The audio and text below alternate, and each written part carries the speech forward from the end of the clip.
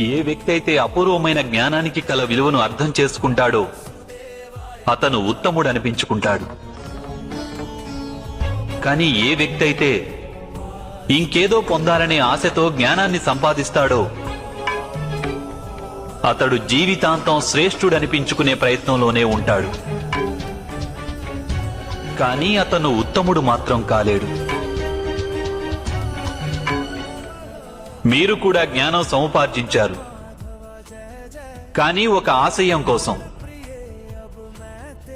భగవంతుడి సన్నిధిలో ఉండి కూడా మీకు మనశ్శాంతి దొరకలేదు. మీరు సర్వదా పోటీ పడుతూనే ఉన్నారు ఎక్కడో ఉన్న అర్జునుడితో.